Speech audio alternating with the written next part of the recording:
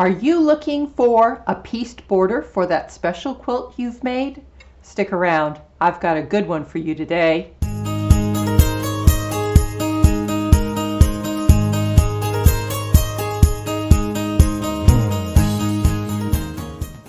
Hi, I'm Roberta from Quilt Crafters Corner. Today we're going to talk about pieced borders. Now if you're new here, please subscribe, and that lets me know that you want to see more videos like this. So today I'm working on a pieced border for a quilt that I made, and I made this quilt. I started with just making the block, and I liked the way the block turned out, so I made more blocks. So here is the blocks that I started. Actually, I started with this one here, and I had this really lovely fabric that I didn't know what to do with, and there were many different patterns to the fabric, so I thought, okay, this would make a really nice quilt. So after I made all these little lovely pieced half square triangles, I had the other half left over. So I took them and turned them into pinwheels. But I thought, no, the pinwheels won't look good because these are on point. The pinwheels need to be on point. There's a really simple, easy way to do that, and it's called square and a square. So I have developed the square and a square, and it just fits right in there like that. And these are really easy to do, and they take anything that you've got and turns it on point. And like I said, I started with these pinwheels, and here are my pinwheels. And it just takes a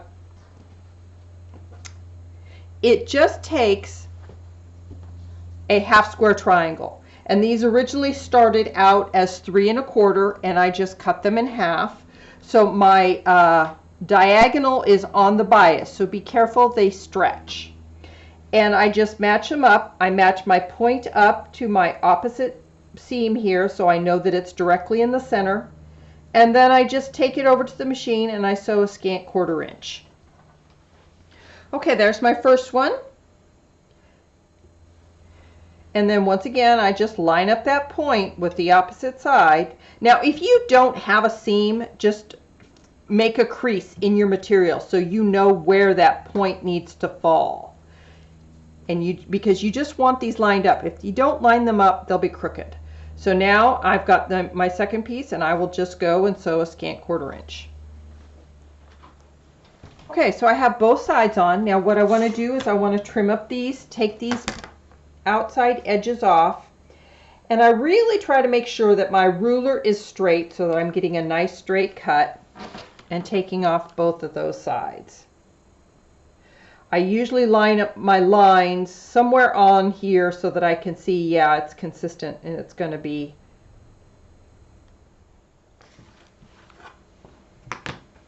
Okay, now I'm ready to add my next two. And then I'm just going to do the same thing. I'm going to line up my point and sew a scant 1/4 inch seam. Okay, and now I just need to add my last one. Once again, line up my point. And there you have a square and a square. So now you can see your center square will be on point. What I like to do now is trim these up. Now this is a little difficult to do with such the bulk of fabric because it's a pinwheel, but I do like to square these up, and I line up. I look for something in my center square to line it up so that I know I'm going to get it right.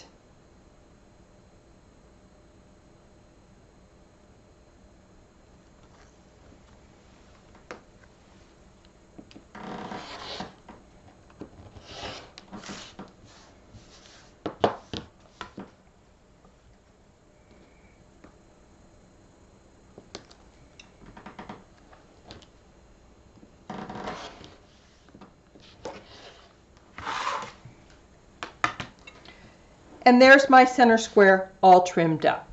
Now let's take a look at how this goes into your border.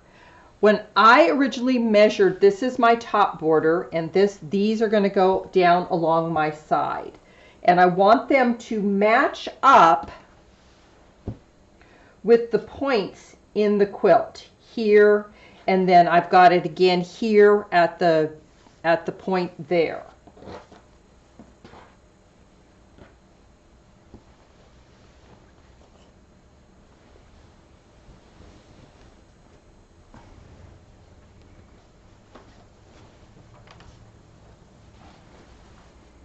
So my first one is going to be right there, and then my next one is going to be right here off this point.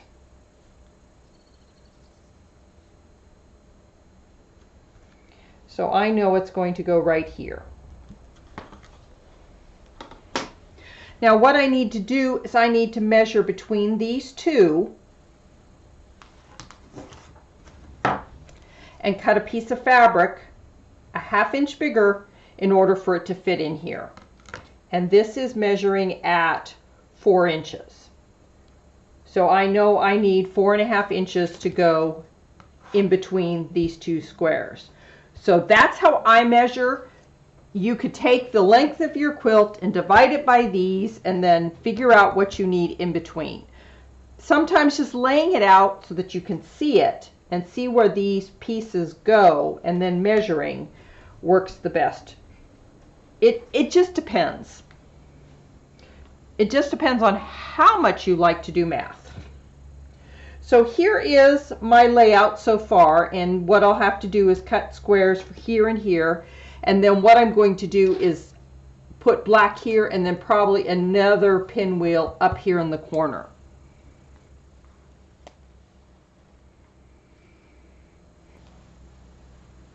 So that's what I have is piece borders today. I hope you enjoyed this quilt block. It's very versatile. You can do it in many different sizes, and it works really well as a nice border. And these pinwheels will look like they're floating on the edge. So thanks for watching, and we'll see you next time.